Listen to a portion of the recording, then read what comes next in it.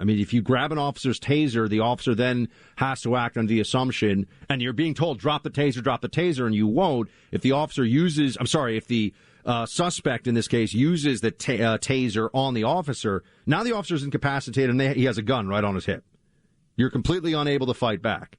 So is now the use of force escalation procedure supposed to be that as a law enforcement officer in America, someone can point a taser at you and not drop when told to drop it, and until they actually tase you, you aren't allowed to use your sidearm? That would have to be the use of force procedure based upon this video that the activists and people protesting would want, as far as I can see. I mean, it's still early stage in the investigation, but the video is multiple angles. It's pretty clear.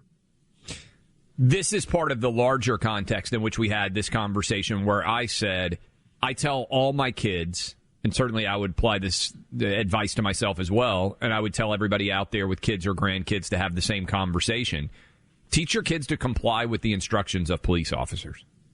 This is one of the frustrating things that I wish athletes would be more involved in. And I say this as a lawyer. I'm not saying every police officer is flawless in their application of the law. Certainly every profession has people who run afoul of the law. And when that occurs, prosecutions should occur, regardless of what your profession is.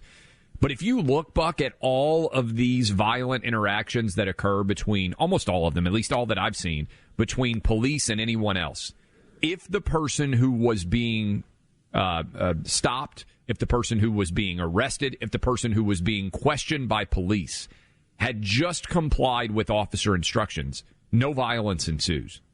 Every single time, just comply with officer instructions, no violence ensues. And I always what I tell my kids, I'm a lawyer. If someone in law enforcement treats you inappropriately, we can rectify that through the court of law. That's what we have a judicial system for. If, however, you don't listen to a police officer and something turns violent, that can't be rectified later.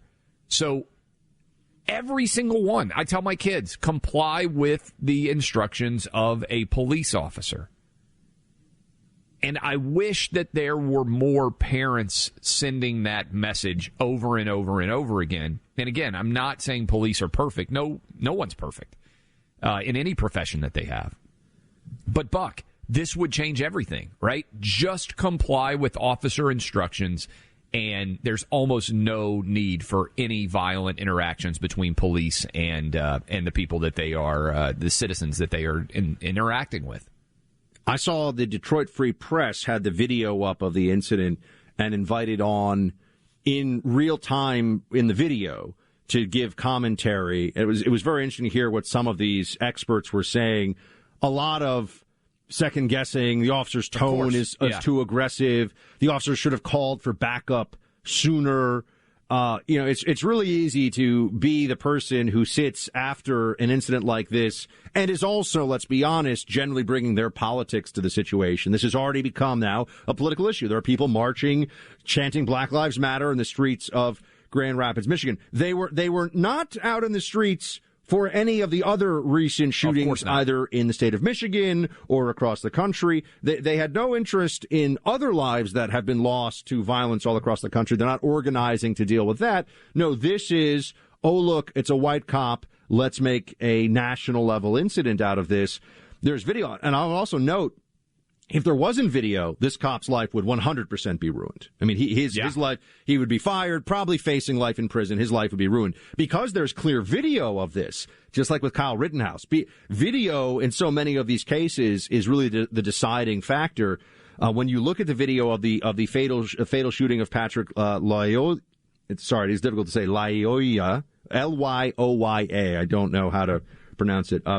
But when you look at the fatal shooting, it's there are, to your point, Clay, about escalation and listing law enforcement, he keeps refusing to comply. It's about, 8 minutes long of, he says, don't get out of the car. The guy gets out of the car. He says, will you show me, your ID? The guy's not going to show him his ID. He says, all right, you're coming with me. The guy says, no, I'm not. And he starts to run away. He runs away. He gets tackled to the ground. He's yelling, stop resisting. The guy keeps resisting. I mean, at some point, if law enforcement doesn't involve the use of force against an individual to comply, then there actually is no law enforcement. This is what the left ultimately pushes this toward. This is how their mentality, Clay, becomes, what's the big deal if somebody goes into a drugstore and steals 2 bags worth of stuff? It's not going to bankrupt CVS. You shouldn't have a security guard physically stand in the way of an individual to try to stop them from doing this. If the law does not rest on force at some level, there is no law. And this is, I think, the part of it that the left negates and all these what's the big deal? Just let people get away.